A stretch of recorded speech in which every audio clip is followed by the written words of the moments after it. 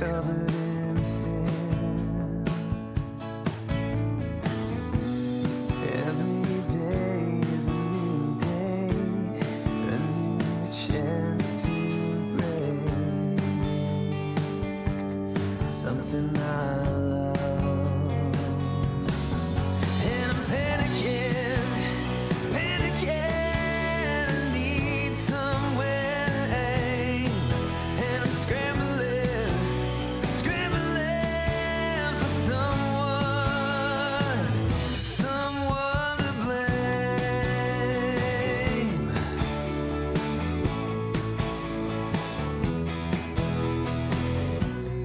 You know something's wrong with you.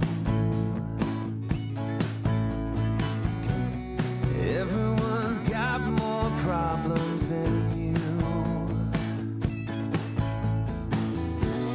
You've got a speck in your eye.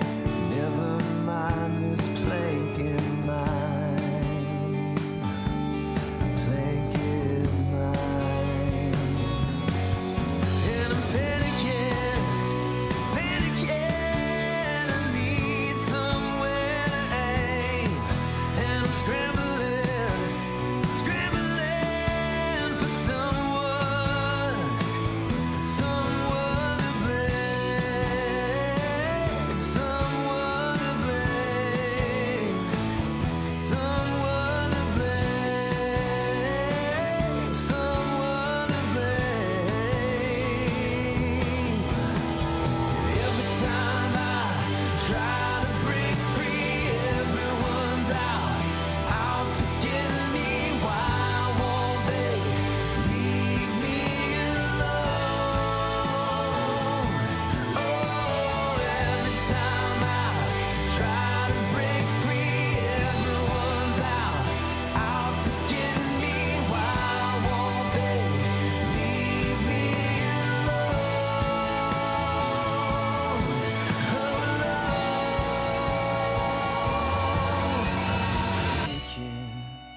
Panicking, need somewhere to aim. And I'm scrambling, scrambling for someone. I'm panicking, panicking, I need somewhere to aim. And I'm scrambling, scrambling for someone, someone to blame, someone to blame, someone to blame, someone to blame. I'm the one to blame, I'm the one to blame, I'm the one to blame, I'm the one to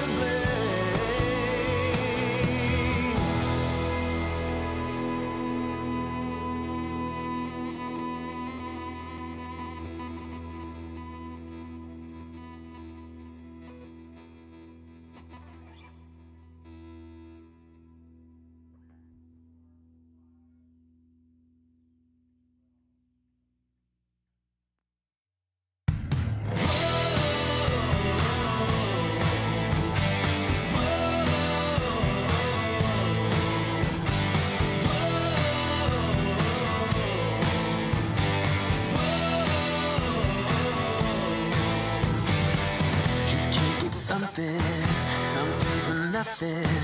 Trust somebody who knows. If you want something, gotta give something. That's just the way it goes. If that's the way it goes, let's make a trade, my truth for your lies. Let's make a trade, my lows for your highs. Let's make a trade, myself for your disguise. Let's make a trade.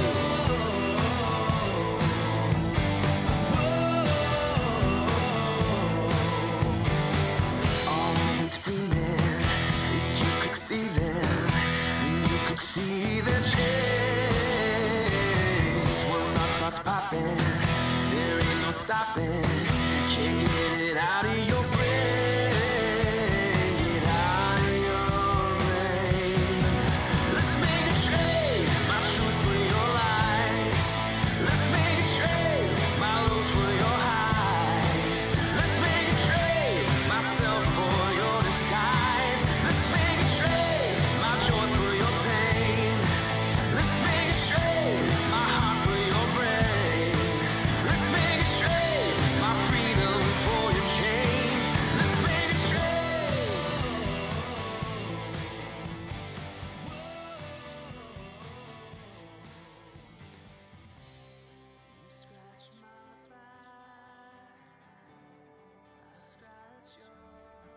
Check. You got to push the fader up. Pro tip. Hey, welcome. I'm Joe Gilder. Welcome to the live stream. It's Tuesday. It's 1 p.m. Central. And hopefully, well, of course you are. You're here. And I'm thankful for you. Check out the... no, you're good. You're good. Y'all are all saying lost sound. I figured it out, y'all. Rocking this sucker today. It's not super well designed, but we might talk about that a little bit today. 2 questions. What do you want for the intro? And what do you want me to talk about for the theme of this podcast episode? Love to get your advice there. Who all's here? Rick, Paul, Jam and Jay, David Kamel, Paul Horn, Bill Roos, Fleming. What's up, Fleming? Who else? Matthias, Grays, Kip Buckner, Joe V, Ken Beck, Jonathan Nosp. A lot of heavy hitters. Steve Rossbotham, of course. Marco, you changed your handle to Mark. Threw me off for a couple days, but I caught on what was happening. So yes. Let's turn that music down, shall we? So, how are you? I hope you're good. It's been a good week for me. One funny thing, I hope I'll mention it on the podcast. Okay, before we get started, we need to do an intro, and then I'm going to ask you to share this stream. Use the little, there should be a button that says share. I'm going to ask you to share that. Not yet, don't share it yet, because this first part's the part that people get weirded out about. But we do need an intro in the key of B.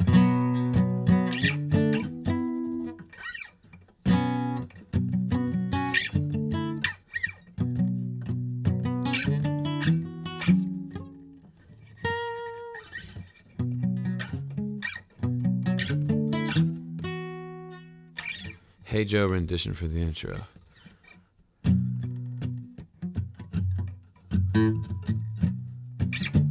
Hey Joe.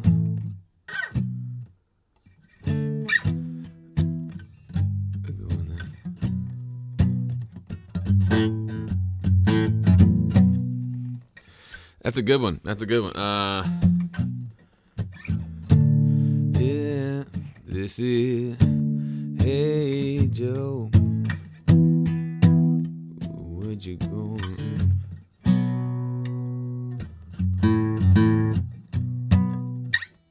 Yeah, but it's got to be in B. Let's see, because the intro music's in B. Joe Walsh. I don't know if I could pull off a Joe Walsh off the top of my head. Hey Joe. Hey Joe.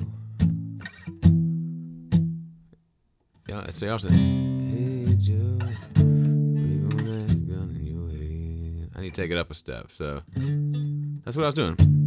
Hey Joe,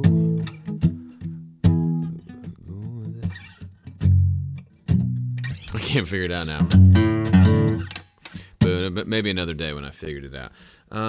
This is eruption, but yeah, okay. Now you're just being silly.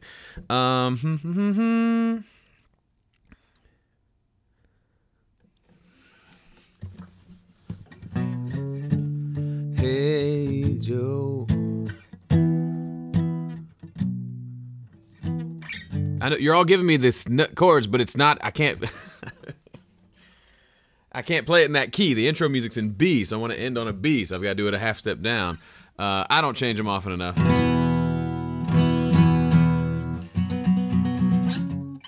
This is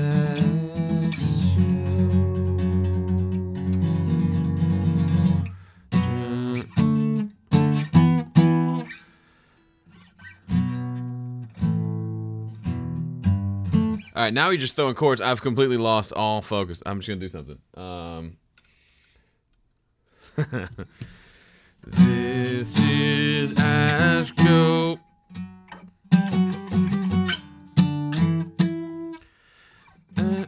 Ask Joe number 20 to 28.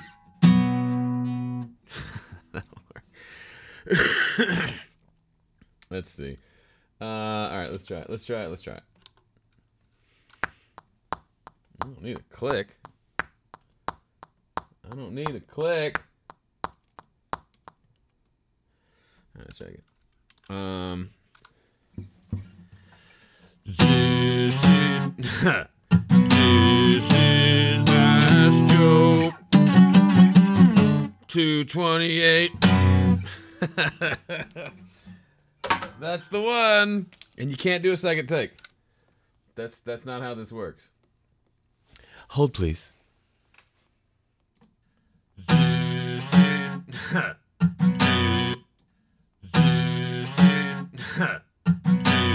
is Ask Joe 220. That's so stupid.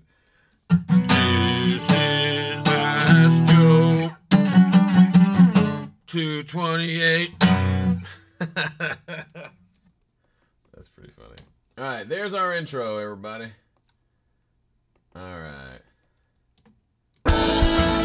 28.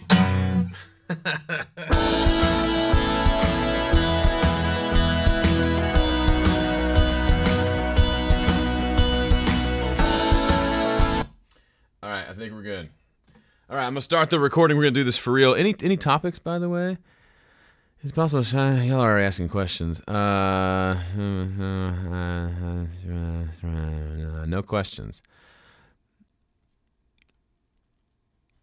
Do you do track feedback? I do. HomeStudioCorner.com/critiques.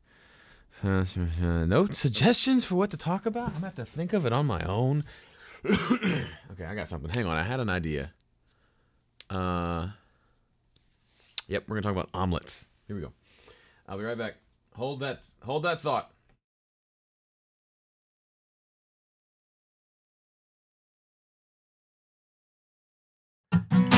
This is Ask Joe 228.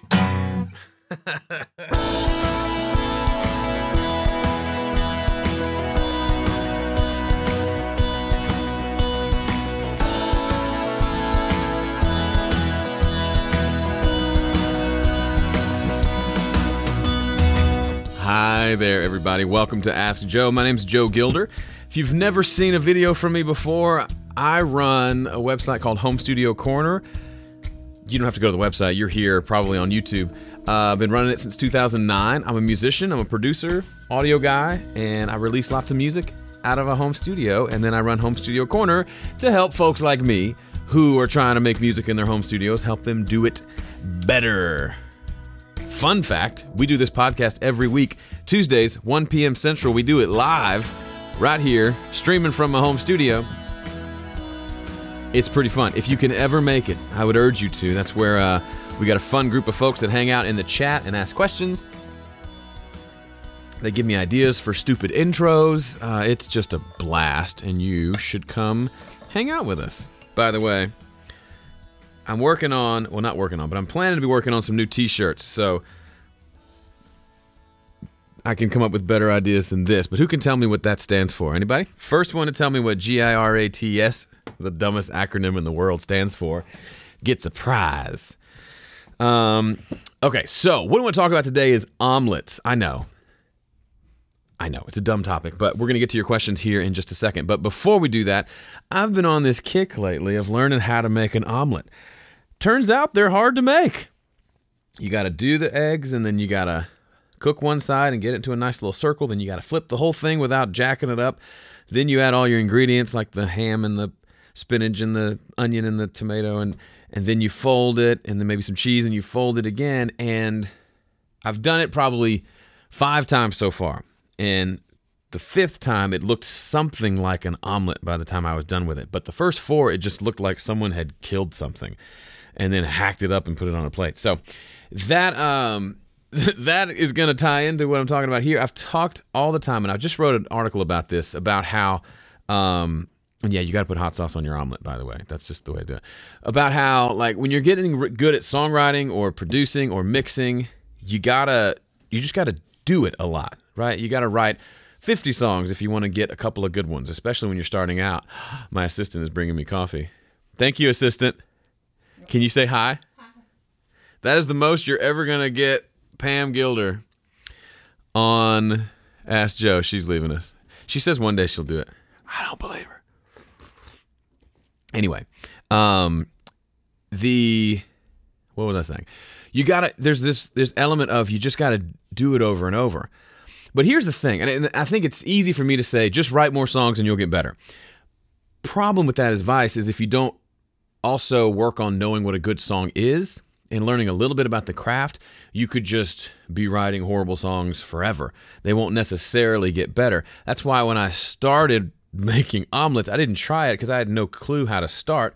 So I found an article on how to make an omelet in 3 minutes or whatever, and I read it, and then I took that and emulated that and did it horribly, and then the next day I learned a few things from making 2 omelets the first day, made 2 the next day, a little bit better, and progressively better. Tried something on the third day that didn't work at all, tried a bigger pan, that was a total failure, and just along the way, getting a little bit better at this whole omelet thing. Well, guess what? That's the same way it works. No, I don't put ketchup on my omelet. Come on now. Hot sauce, yes, but no. So you get progressively better at the thing, but you have to kind of start from somewhere. You got to know, like if I just said I'm going to intuitively figure out this omelet thing, it would have taken me 8 times as long, and I probably still wouldn't have gotten there. I needed someone else to show me. That's why Home Studio Corner exists, right? Wherever you are in the journey, you get stuck in places, especially early on when you're starting out. You don't know what you don't know, and so you're just trying to find just some sort of recipe that you can follow and then practice, because otherwise you're literally completely randomly turning knobs and pushing buttons and recording stuff, and you have no focus whatsoever.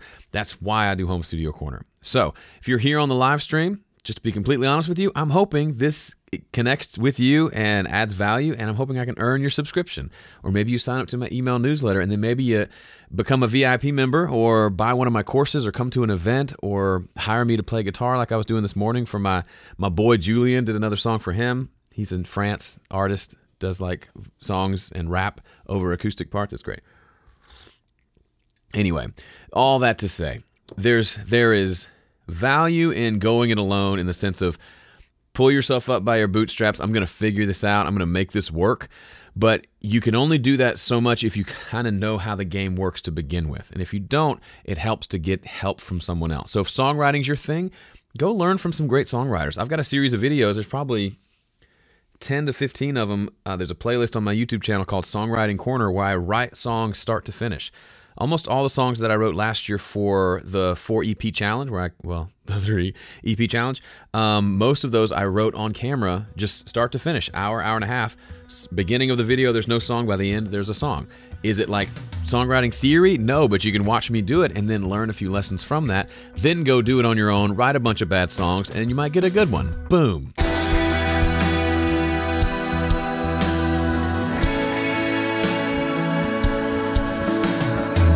I'm going to get drafted into the pros of Boomtown, because my boom game is on point today. The last several weeks, I'm really feeling like I'm in my stride, and I got to give the other guys a lot of credit.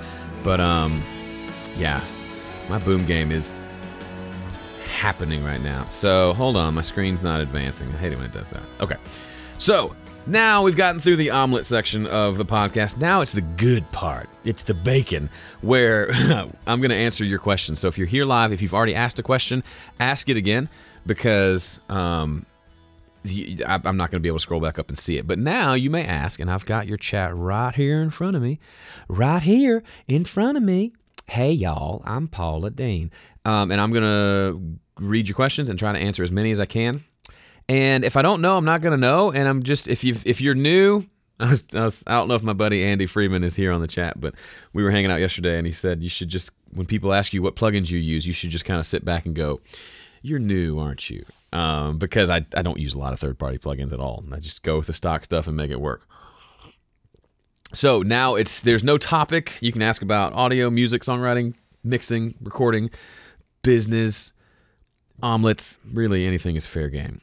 Chris, you want me to come to the UK? I would love to. Let's figure something out. Could we do an event that would get enough people there that would buy my plane ticket out there? Because that would be mainly the main hang up there. I don't want to pay for it. Will you pay for it? Okay. Mastering your own songs. Rick. So there's a couple things to think about when mastering your own songs. Well, let's talk about the benefits of having someone else master your stuff. The biggest one, other than they probably just have more experience mastering and are better than you at mastering, the biggest one is it's someone else's ears listening to your stuff. It's a final set of ears before your music is done. And it's nice to have that sometimes. Even if it's someone of like kind of equal talent as you or equal skill level, just having someone else put their ears on it, either to offer feedback or to actually do the mastering, can be really helpful and help maybe expose a few of your blind spots. I've had clients who've hired me to master something, and what I sometimes ask them to do, because they'll say, hey, can you master this? And I'll say, sure, here's the deal, let's do it. And then they'll say, hey, can you give me feedback if there's anything that needs to be fixed in the mix before you finish mastering so I can fix that? And it's a great question, but obviously if I'm sitting down, like I'll schedule it out a few weeks, month in advance, and then I'll sit down the day of, download the tracks, master the thing. So there's no time to like send it back for revisions because I've booked the hour or two to get the job done and I'm done. So that doesn't work for me. So what I'll tell them is, why don't we do this? Why don't you purchase a package of mix critiques from me, and then you send me the songs, I'll do full critiques where I sit down and listen and record it, much like this. It's just minus the video. It's just audio. You hear your song, I pause it, I make feedback. It's usually 10, 15-minute audio file that you get back, giving you almost a recipe, just like omelets, for what to do to fix the mix or to improve it if there's anything that needs improving. And then you can make those changes. Then they'll send it to me for mastering. So that's one thing to do. Or somebody hired me to critique their album, their full EP. This is Corey Howard. And then after that, he hired me to master it because he'd made such improvements. He was like, yeah, I'm going to give it to you. So this isn't a commercial for me to master your stuff or to do critiques. It's getting feedback from someone else is really valuable. And if that's the main thing you're getting out of having someone else master, that's still a good deal and worth doing. Now, I actually mastered all my own stuff last year. So all those 3 EPs last year, I mastered myself, mostly because I was doing them all usually in a month period. And I had a deadline, and I would get done with the mixes the day before the deadline. There's just no time to say, hey, buddy, can you master this real quick overnight and get it back to me? So I would just do it myself. And obviously there's lots of benefits to having someone else do it. You can reverse those to figure out the bad reasons to do it on your own. Somebody tell me who was the first to get it right at the source comment, by the way. So GIRATS, also known as the world's dumbest acronym, stands for get it right at the source. It's this thing that I've been saying. If you followed the Simply Recording podcast that I do with Graham Cochran, it's kind of dead. Our very first episode was called Get It Right at the Source. And what that means is so many people want to find a cool new trick to fix their bad recordings with a cool mixing plugin or trick or tactic or hack, when in reality they need to fix the recording. And a lot of times fixing the recording comes down to getting better at recording. So get it right at the source. I say it a lot. I use the acronym a lot. You can't really say GIRATS. It doesn't really work, but you'll see it in my writing a lot. So, and actually I have a cheat sheet. If you haven't checked it out, if you haven't checked out my cheat sheet, come on, go to recordingcheatsheet.com. Cheat is spelled with 2 E's and cheat is EA and sheet is 2 E's. I spell it wrong every time.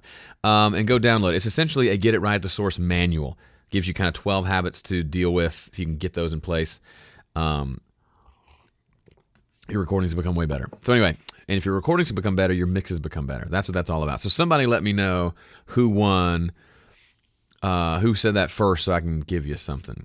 I need an assistant here to read the chat and tell me what's happening. Is there a mix critique aspect in dueling mixes? No, there's not, unless you win the monthly drawing, and then we'll do a critique of your song. There's just too many people. If we critiqued everyone's mixes, we would never leave our studios and do anything else, which is a good problem to have, but also makes it would be nice. But it's never actually been a part of dueling mixes. Any thoughts on tempo mapping, having a grid follow performance? If you decided not to record with a click, just stick with it. I don't see any point in going in and mapping out beat by beat to a grid so that then you can play MIDI notes in and then be sloppy, and then you can hit quantize and have it quantize. You played without a click to begin with because you wanted a little bit of sloppiness there, so why are you trying to go back on your sloppiness now? Just embrace it. If the kick drum and the bass aren't together, go manually, just edit them. Just do it. Just move it to where it needs to be visually. This needs to line up with this. Great. Let's keep moving. I don't see any. It just seems like a waste of time to snap it to a grid. Now, I know there are probably instances where that makes sense, especially if you're having to sync to other things or whatever, but I just don't. If I'm going to go without a click, there's a reason I went without a click, and I'm not going to try to then retroactively apply a click to it. It just doesn't make sense. What if the song is perfect? It's never perfect. All right, I'm missing a bunch of questions. All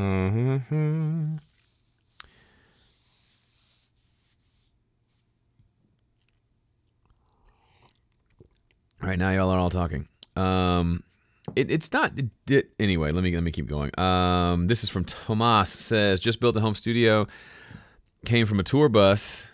I guess European tour doing front of house. Still not confident and don't know what to do to get bands sending me mixes. I feel like I live in nowhere in Czech Republic and no one cares. Well, the video I put up that just went up today called How to Get Paying Clients talks about that. The name of the game is value. You got to be valuable. No one's going to come find you if you're not valuable. And if you are valuable but no one knows about you, same problem. So your two things are obscurity, nobody knows who you are, or value, you're just not valuable enough for the market to come to you and to lay their mixes at your feet and say, please mix my stuff. And getting into just doing online mixing stuff, that's kind of the dream. I was talking to a guy this week. That's his goal, is to just do online mixing. And that's fine, and it's doable, but the people who are doing that have put a lot of work and built up a lot of relationships. And I feel like starting out, if you want to do this, especially as you're living, and you want to start, you'll hear people give you advice. You need to niche down. You need to really figure out what the one thing you're going to do is, and then kind of exclude everything else and focus on that. Well, when you don't have any customers, you can't do that. You don't even know what your one thing's going to be because you don't know what the market's going to be willing to pay for. So instead of honing down to something super specific, I think you should do everything. If you have anyone, especially starting out, that's giving you their attention, figure out a way to work with them. Do it for free at first if you have to, and then charge them something, and just take every gig that you can get and go pursue and make relationships and be valuable to people and continue to work and prime that pump. If you've ever been in sales, I feel like I worked at Sweetwater Sound. I usually wear the t-shirt. Straight out of college. Worked there, was in sales there for 3 years. It's a 100% commission sales job. I sit at a desk in a cubicle. I've got my phone, little headset dealy bob, and I'm just making phone calls. That's how I made my living for 3 years. Out of college, first job, real job, other than college jobs. By the way, did I ever tell you I worked for UPS for 2 months in college, loading trucks at 3 in the morning? Talk about a bad job. Actually, it was a good job. I was horrible at it. Anyway, first real job out of college is at Sweetwater, and I realized, oh, if I don't do this and sell stuff, I'm not going to make any money. And part of the game there, starting out, I had no customers, so I could sit and wait for someone to call and make an occasional sale, or I could go call all these existing customers that had bought in the past and just were currently not buying or hadn't bought anything or didn't have a salesperson. And so it's a lot of that kind of cold calling thing. And say what you will about phone sales, and maybe you don't like the way that Sweetwater calls you, or maybe you love it, but it's the way that that business works. It's a relationship-based kind of business. So I had to call a lot of people. And if I called, I had to call 100 people just to get 10 of them to maybe even answer the phone or call me back. And then of those 10, maybe one of them might buy something in the next year. And then I'd probably make $20 off of that commission. So like those were the kind of scales in place.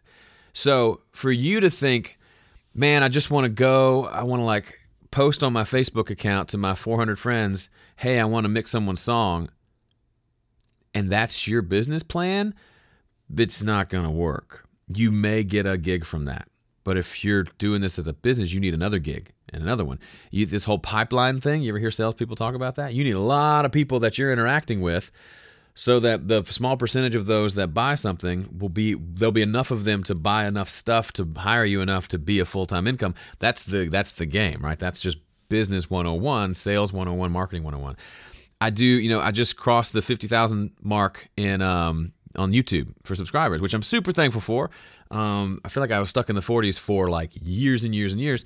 And that's how many people I've had to reach through YouTube to get a portion of those to sign up for my email newsletter, and then a portion of those to maybe buy something and become a VIP member or hire me to play on something. So that's the game. So if you're not willing to do that big of a game to try to help 50,000 people in the world so that you can have a few hundred that'll come buy something, then you just need to find another gig and don't even bother down this road, because you're not going to get there doing just tiny little movements. I'm not saying you have to work all day every day and ignore your family and be basically an undesirable person just to make the money, but you've got to be willing to really create value before you receive payment. It's like if there's a fireplace, I can't say, hey, give me some heat, and then I'll put some wood on there. It doesn't work that way. I've got to put wood on there, build the fire before it's going to give me any heat. It's the same with this. So anyway, sorry, that was a really long rant and didn't really answer your question, but that's just, I've been thinking about that a lot lately. Let's see. Okay, so y'all are saying that Kip, I think, won. If you would shoot me an email, Kip, and we'll figure out some fun prize for you. Maybe like a course, like Understanding EQ, Understanding Compression. Do you have one of those? Pick one of my courses. Go to homestudiocorner.com/store and pick one, and I'll give it to you for free if you don't have it already. Let's see. Guitar Freden. Why do you write all music with a Christian topic? It's hard for a lot of people to listen to since we are atheists. Better to focus on feelings instead so that you don't exclude all of us. That's an interesting question. If you go back and actually listen, you might be confusing me with Graham Cochran. His stuff is very like, for the most part, it's straight like scripture set to music, which I get. If you're an atheist, that's probably not going to appeal to you that much. My stuff is actually way more on the side of like talking about emotions and life, with the occasional probably too veiled reference to Christianity and scripture and things like that. So go listen to some of my music and then see if you still feel that way. Because yeah, I'm not saying anything wrong with being overtly Christian, and I wouldn't apologize for that either. But yeah, I would like to write music that appeals to a lot of people. And I feel like I'm getting there. But good question. I'm glad you're here. I bought a Taylor from Sweetwater, and I feel bad because my salesman Luke always calls to see how it goes, and I never have time to talk. Wonder if he has a YouTube channel. Joel, Luke is one of my best friends in the world. He and I started around the same time at Sweetwater. Tell him I said what's up. And don't feel bad. It's just the game. If you ever want to buy something, you remember his name, Luke, right? See, if nothing else, you've remembered Luke at Sweetwater. When and if you need to buy something else, he might be one of the guys you call, which is the whole point, right? Let's see. That question from someone with lots of cool letters in their name. I'm guessing Greek or something. I'm sorry, I can't pronounce your name. Says, hey, Joe, when mixing a song from an album or EP, do you think about the other songs from that album? Does that influence your mixing decisions, or is it a task for mastering? It's a good question. So I usually pick a song to start with on the album. Preferably, like, I'll say, hey, what's your favorite song on the album? What's like the single or the best song? And I'll mix that one first, and I'll do a full, give it my best effort mix on that one. And then when that one's my brain just stopped working. When that one's done, I may even send it off to say, hey, how are you feeling about this mix? And if they come back and say, this is perfect, this is exactly what we want, a couple changes, but yes, it's in the right direction, then I'll use that mix as my basis for the rest of them. What I'll actually do is save a template in Studio One of that mix, create a new song from that template, and then import the tracks for song number 2 into that template. So the drums will go into those exact tracks and will sound almost exactly the same.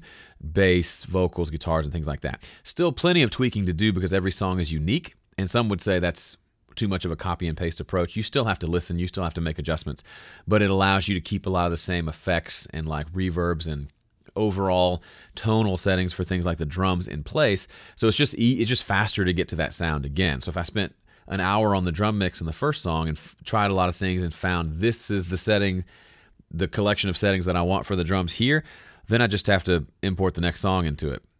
And it's already either all the way there or close to there. The first time I did this, actually, it's not something it's funny, I kind of backed into doing this.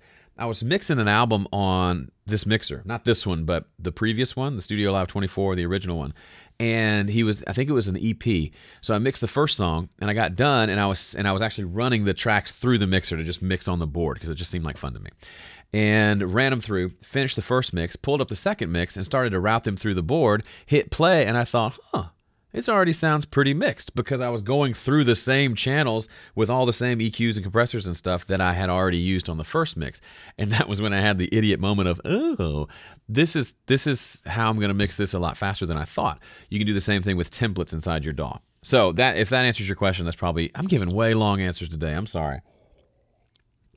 Very sorry. What's the best takeaway you got from audio school?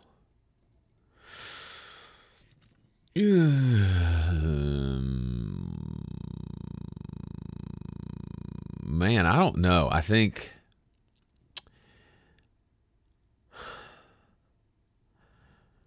the importance of getting feedback on your work from someone who can actually give you feedback and then say, hey, here's how to fix that. I remember when I was there, they didn't talk about mixing at all. We learned about recording. We learned about signal flow. We learned a little bit about mic placement and all the like nerdy stuff. Like, here's what a bloom line pair looks like and how you set it up and all that, which is fine. But we never, when we did like a final project for a semester, we would record all this stuff and maybe it's just one song and then we'd play it. So the final, like, what's it called? The recital that you do in like music school. It was kind of that version, except we'd come in with a CD and play it through the big speakers in the control room for the professors. And they would say, yeah, remember once the guy was like, the drums are too boxy. And so I kind of said, okay. And it wasn't the kind of place where I could say, all right, sit down with me now and tell me what that means. I didn't know what that meant. And then also tell me how to fix it. So just so you know, boxy usually means there's too much mid-range, like 400 hertz or so. Almost every time I mix drums, I'm taking a pretty wide EQ cut in the 400 hertz range. That solves that problem. It's stuff like that I really could have used, which is part of why I started Home Studio Corner, because there just wasn't that much information out there about mixing. And yeah, that's probably my biggest takeaway is I would like, there needs to be this element of here's what I hear, here's what's wrong with it, here's how you fix it. And there's not a lot of that out there. So I don't know if that's a takeaway or not. Krivas says, try to be the best at one genre or just okay on all genres. Try to be the best at everything you do. Option number 3. If you can't be good at something, then maybe don't do it. But I tend to think I could mix a hip-hop record as good as I can mix a rock record. It might take a little longer. I might need to do a few more revisions based on what they want. I might need to listen to some more hip-hop records while I'm mixing that to make sure I'm in the ballpark of what they're expecting. But if you're good at mixing, you're good at mixing. It's just all about balance. What the tracks are becomes somewhat irrelevant. But I would say there's option 3. Instead of I'm either really good at one genre or okay at lots of genres, why does it have to be either or? Nothing in life is either or, by the way. I choose option 3, be really good at everything I do in whatever the genre is. I noticed I do that where I vocalize between. I think my dad used to do that. He does do that. I'm becoming my dad. It's happening right here, live on YouTube. Hey, Joe, how do you get a whole album to sound the same? That was just what I said about the template thing. Chris says, have you ever mic'd the back of a guitar amp? I saw Warren Hewitt do it, and I was intrigued, wondering what your take is. Yes, the song we're mixing next month, I haven't done it, but the song we're mixing next month at Dueling Mixes, they did mic the back of the cabinet. And if it's an open back cabinet, like my Deluxe Reverb has an open back, the idea is you can just get different sound from it, blend it with the front mic, flip the polarity on them. And I used, in the mix that I'm doing, that I did for next month of Dueling Mixes, I did use the back mic on some of the guitars. And it was one of those, it wasn't like night and day. I could have taken it or leavened it. But I kept it, and together it felt like a little better sound than just any one mic by itself. So I probably won't do it much just because I would rather have just one mic and make it work just for simplicity's sake. But it's totally a legitimate approach. Did you go to school for a diploma or a bachelor's? Bachelor's, but I did get a diploma. It was a bachelor's of science in recording industry production and technology. Something silly. I've learned more sitting in my studio than I did there in some ways. Mark says, I just invested in a pair of Sennheiser HD 650 open back headphones. Have you tried them? They look similar to the ones on your desk. They are similar because they do exactly the same. These are like 8-10 years old, so they're starting to chip away. The paint's chipping here. I love them. I use them a lot. They're great. Great for mixing, and I use them a lot for mastering as well. It's the final. I know that my room isn't messing with my head when I use these because they're headphones. Great, great tool. And you may think, oh, those are $300, $500. That's expensive for headphones. Yeah, but it's cheap for speakers. And if these are actually better than those, it starts to make a lot more sense. And you're getting a deal when you think of it that way. You're getting a deal. In the box summing or outboard analog summing, what's your preference? In the box, because it's faster. And that guy I mentioned earlier, Andy, I was having coffee with yesterday, he said, you seem like you're just very practical. And I was like, yes. And circle gets the square. I'll try things. Like I did a video where I ran my mix through one of those stereo tube preamps over there, and it was cool, sounded a little bit better, but I wouldn't do it because that means I've got to do it all in real time. And when you're working on lots of stuff, which I usually am, the fact that I can render a song in a minute and have it automatically go into the Dropbox folder so I can go over there and play with the kids while it's uploading to Dropbox and send the client an email saying it's on the way, here's the link, that to me is worth any difference in sound quality, if that makes sense. Sweetwater does not sell Roswell mics. I don't think they should. I got mine directly from Roswell. So small operation. You should totally buy from them. Do I push up the upper mid-range on the Sennheisers? No, I just listen. I just use them to listen. How do you approach managing mic bleed on drum tracks? I don't manage it. I almost always just leave it alone. I like the sound of the bleed because it makes it sound more real. But if it's becoming a problem, I'll usually I'll go in and chop out parts of the toms that are bleeding that are causing the problem. Otherwise, I just leave it alone. See ya.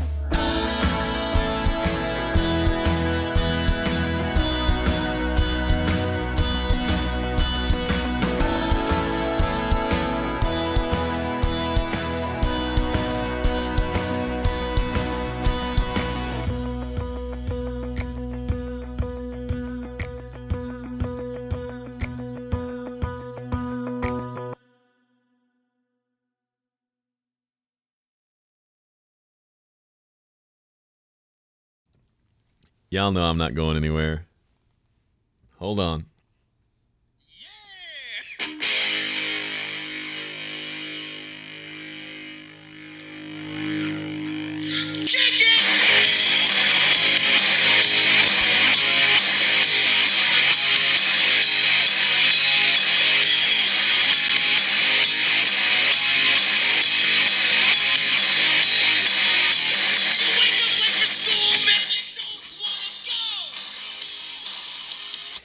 I think we might have found our after party theme music.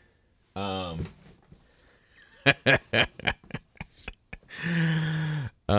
boy. So welcome to, this is the after party. This is the part where I just keep answering questions. For some reason, I've limited the podcast to 30 minutes, and it's just the way it is. But then there's so many of you, and you're all nice, and you hang out afterwards. There's 151 people here right now. So I'm going to stay and answer more questions, more rapid fire, less.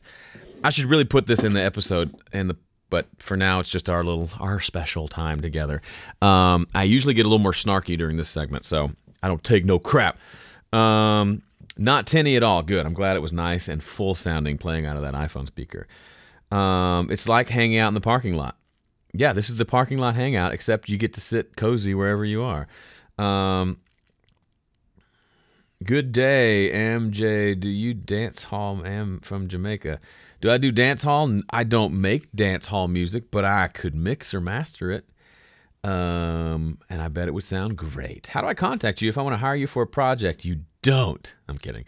You can email me, joe@homestudiocorner.com, or go to homestudiocorner.com/contact, or send a message to my Facebook page, or you can hit me up on Twitter, although Twitter is a little touch and go. Email's the best because I'll see it. Or shoot me your phone number and I'll call you and we'll talk.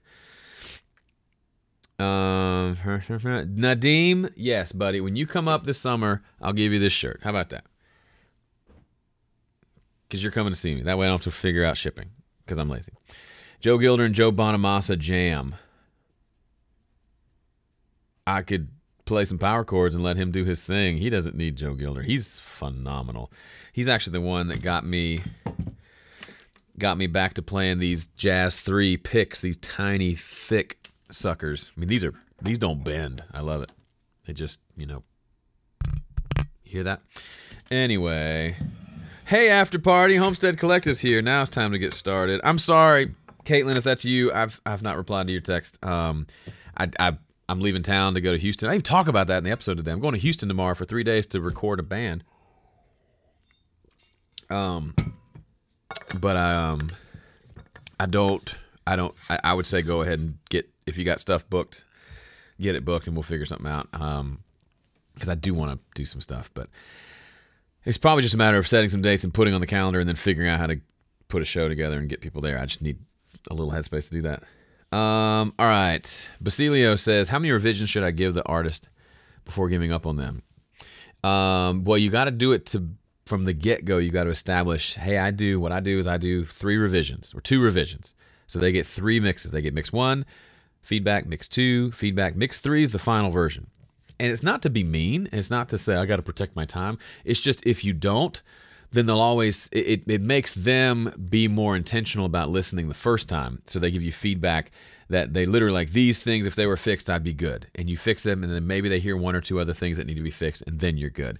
It just forces everybody to focus. If you don't set that expectation, then they might just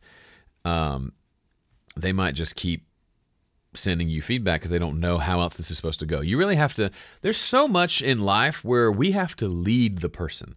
Not manipulate, not boss around, not bully, but lead them and say, hey, this is how this is going to go.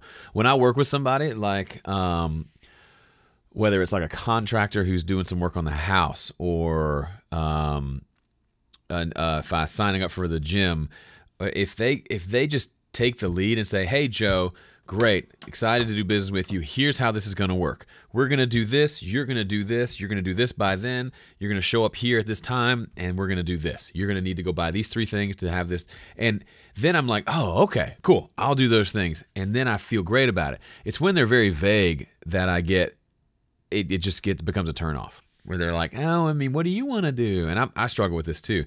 So lead and say, this is how this is going to work. And you're also obviously covering yourself to not have, all right, here's mix number 58. You and them both know. So that means put the pressure on you. You've got to make sure mix 1 is your best. Don't throw them a half-mixed song knowing that you'll fix it on the revisions. Really give them a good mix from mix 1 or whatever the first version of the thing is, and then get into the revision process. How to add depth without messy reverb and delay soup. Biggest thing you can do is EQ your reverbs and delays. I've got my reverbs and delays in my sessions. They default to having a high-pass filter rolling off everything below like 200 hertz, which seems extreme, but I don't need low end in my reverb almost ever. There's the few occasions if it's an orchestral thing where I want this to be this big, thick room sound, then I'll take that off. But otherwise, for typical rock mixes or whatever, there's no need for low end there. So I EQ it out. Then you can send bass to the reverb and it doesn't sound muddy anymore. I made the after party. What's up, Cross Bonnet? Does using a riser on a cab give a clearer sound? Thinking about picking one up if it's worth it. Theoretically, it does. Same idea of putting speakers on little stand things. I've not tested it. I've got one of those amp things that Arlex makes or something like that. I would say try it. You can't really A/B it because the microphone will be in a different place if you raise it up, but you could just listen in the room and see if you hear a difference. Probably not a huge difference. Don't forget to do a video on setting up with that equipment of yours to do this YouTube live thing. Yes, Tom, it is already posted and scheduled. Let me see when it's going up. I'm leaving town tomorrow morning early, so I batched a bunch of videos through next Tuesday, I believe.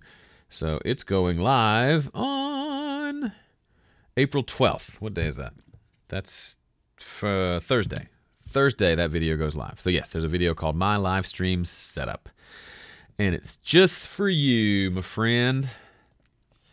EQ before compression or afterward? It depends. When I listen to the track, if it needs something, I do that first. So if I listen to it and it's got EQ problems, I do the EQ first.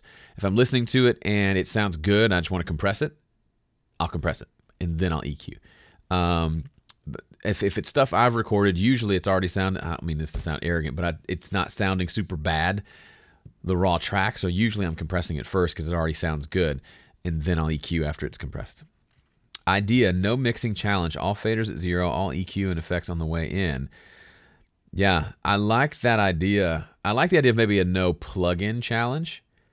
No fader makes it hard because sometimes the level it's hard to know. I may need it to be louder while I'm recording so I can sing on pitch, like my vocal needs to be louder, but then the recorded volume needs to be different. That's hard to do by yourself. But I do like the idea of a no plug-in challenge.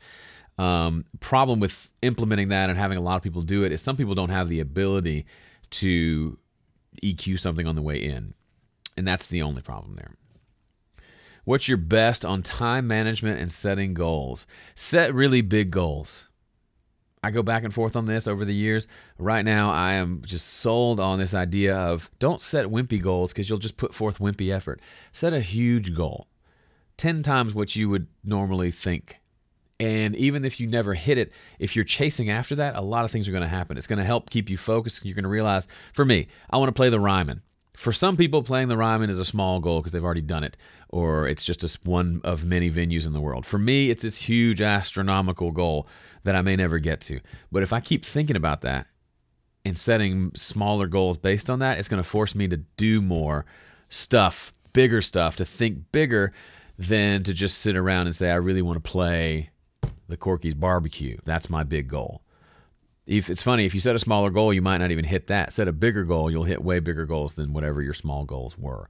Kind of like money. If I set a goal to make $1 million this year and I come up short, if I set a goal to make $50,000 and a goal to make $1 million, which one would you rather come up short on, right?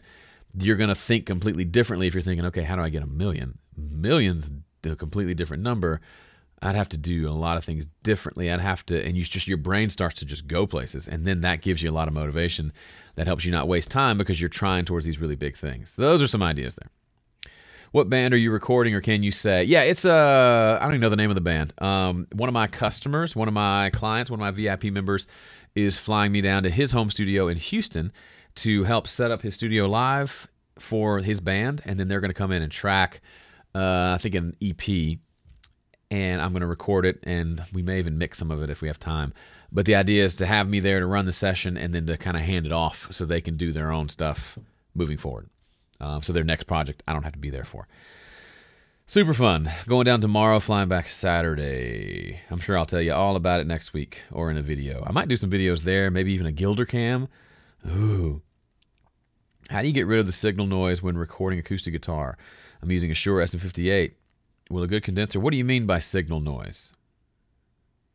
Is my SM7B fixed yet? If I had to pick between that and the Mini K47, it's not fixed. I think it's a simple fix. I'd pick the Mini K47 because it's more generally useful. It sounds good in these videos. It's great on acoustic guitar. An SM7 is great and wonderful, but if I had to pick one mic to do like anything with, this one's a little more versatile. I love the SM7 though. I love it. If I had to pick two mics, it'd be those two probably. All right, Paul, go build that website. I need a spectral editor. I don't know what a spectral editor is, so sorry. Might seem crazy, but tennis balls under monitors help hugely. Ooh, except they keep rolling off the desk.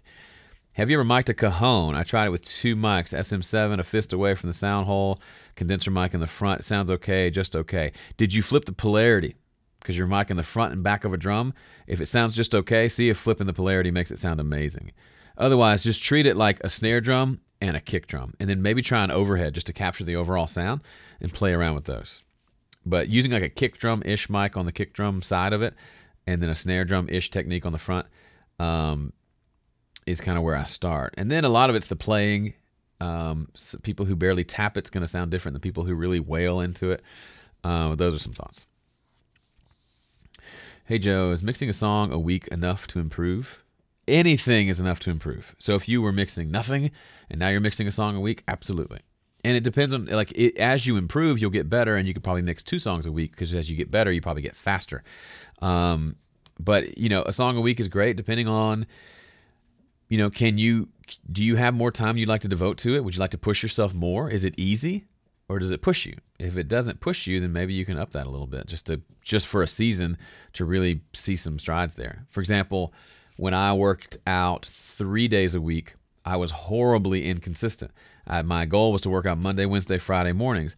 Wake up Monday, I don't want to work out today. I'll do it tomorrow. Wake up Tuesday, oversleep, miss the alarm or whatever. Now I got to work out Wednesday, Thursday, Friday. Sleep in Thursday, I can't go any other time during the day because my day is booked. I end up only working out twice that week. When I switched to working out 5 days a week, I have been freakishly consistent. Monday through Friday, 5:45 a.m., I'm there, waking up at 5:15 every Monday through Friday for the last couple or 3 months. So you may find, and I'm getting better and I'm improving. So you may find that you get better with the higher volume. Worth trying. Joel's going to go record instead of watch me. That's what I'm talking about. Mark says, I write songs in a different genres in Spanish and English. Is that a problem as an artist? No. I think the fact that you speak 2 languages is super cool. And chances are a lot of the people in your world probably speak 2 languages as well. So, and obviously in one sense, English being kind of a universal language, it probably doesn't ever hurt to have English songs out there. But you got to write what's you. Trying to watch Joe and football at the same time. Steve, football's boring. Watch the highlights later. They'll show you 2 goals, and you will have saved yourself 3 hours of your life. What's your best video on that topic? Oh, birdie. Sorry. I don't know off the top of my head. Back to the goal setting, but that was what I just said was essentially what I would have said in those videos. Have you ever used Waves Vocal Rider? Nope. I used an Audix D4 on the Cajon and the back and the 57 on the front. It was awesome sound. Love it. And those might be fighting words. Which fighting words? Oh, about soccer? Football, excuse me. Hey, do you know about this music production school, Point Blank? What are your reviews? I've heard of them. They've reached out to me before for something, but I don't know anything about them. I think just music schools in general can be great. If you're going to go into huge amounts of debt, I don't know if it's worth it because you got to make that money back. You could learn just as much if you're going to spend $80,000 on a music degree. It's not like getting a law degree where there are law firms hiring lawyers. You're going to have to be an entrepreneur. I would rather spend that money on getting yourself a decent studio set up, buying some of my, I know this is self-serving, buying a course from Graham Cochran or me or someone else, or coming to an event that we do and learning a lot, and then just doing a lot of the work and getting better, and also going to business seminars and courses, and reading a lot of business books and learning how to be a business person, because that's the only way forward here. You're not going to get a job at a studio. You're going to have to be your own boss, and that requires a lot of work. That requires spending more of your time on marketing and sales and promotion than on making music, most likely. That's just the way it is. So, things to think about. Jonathan says, I find a stumbling point for me is accurately quoting projects for prospective clients. When quoting, do you do hourly or project rates? Different rates for recording and mixing? I do project rates 9 times out of 10. And I base the rate on how much time it's going to take me. And if you're starting out and you don't know, or it's a project, the type of project you've never done before, then just wing it. But I still say a project rate makes sense. If you say, even if you've used your hourly rate to figure up how much the total is going to be, work in some buffer there if you can and quote them a single price. I feel like if I'm on either end of that deal, if I'm the one recording them or if I'm the client, I feel better when it's a single price. That way I know if he screws up, if it takes him longer to do something because something in his studio messed up, I'm not paying for that. And it's calming and helpful. And I know professionals who say the same thing. If a musician's in your studio and they're watching the clock, because they know if they roll over to the next hour, that's another $70 or whatever the thing is for the deal, that they're not going to be present and be able to do good work. How did you meet Graham? He was commenting on my website, Home Studio Corner, and then he started his website, Recording Revolution, which I saw, and I liked it, and I reached out. We were buddies, and eventually I asked him if he would do a podcast with me called Simply Recording Podcast. And then we did a couple of events in Nashville, some 2-day studio events, and then we launched a thing called Dueling Mixes together. Philip, back to your question. I hear signal noise. I don't know what signal noise is. You just mean like just kind of noise in general? I think it's fine. I think people obsess about noise and when it's not actually a problem. I like your desk. I want one. How much would it set me back? I think this desk, and I don't know if I got a deal. I think I paid $2,000, and my buddy works at the place, and they made it custom, and I don't know if that was like the bro deal or if that's like retail. I got a sneaky suspicion it was not the bro, not retail. But yeah, I like it. I like it a lot. It's very heavy. Do you mix many live recordings where it's often difficult to get it right at the source? I don't, other than live stuff that I do, but that's usually pretty simple stuff. There's a question here I missed, and I wanted to see.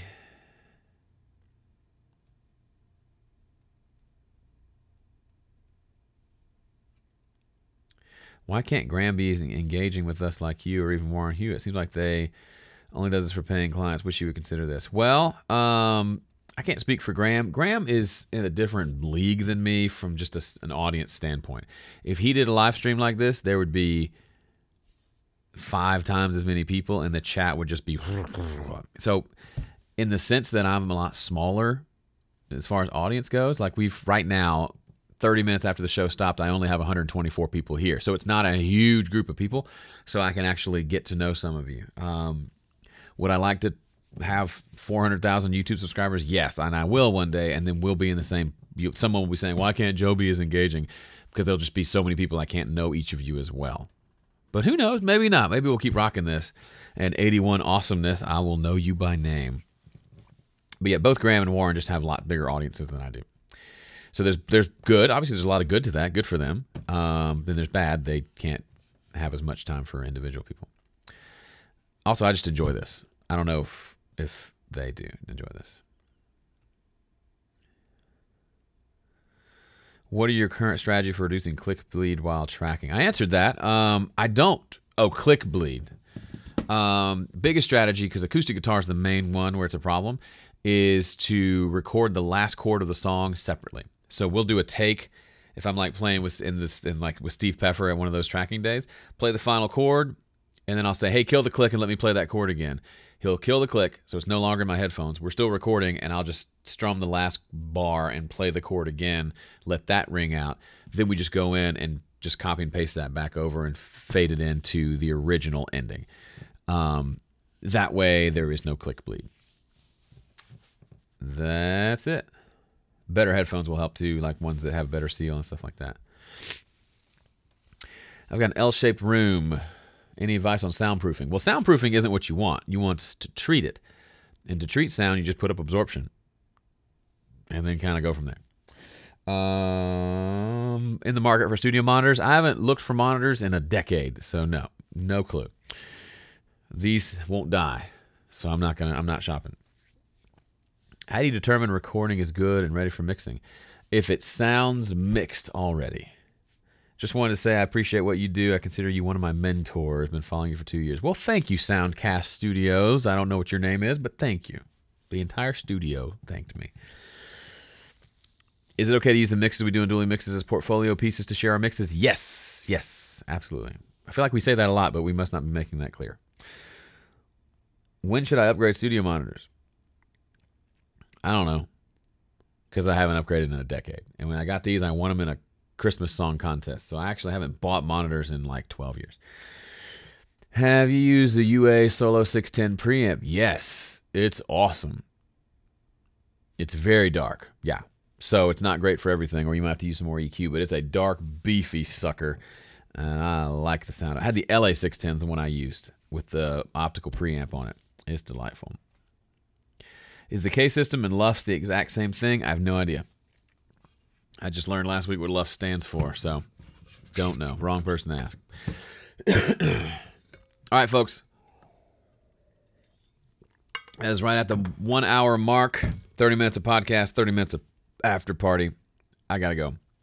Thank you for being here. I really do appreciate you. We'll do this again next week. Do you work out? Well, yes, I do. 5 times a week. I'll be here next week, and y'all are still asking great questions, but I gotta go. I'm out of time. I got other stuff I gotta do. All right, y'all. See you later. Bye.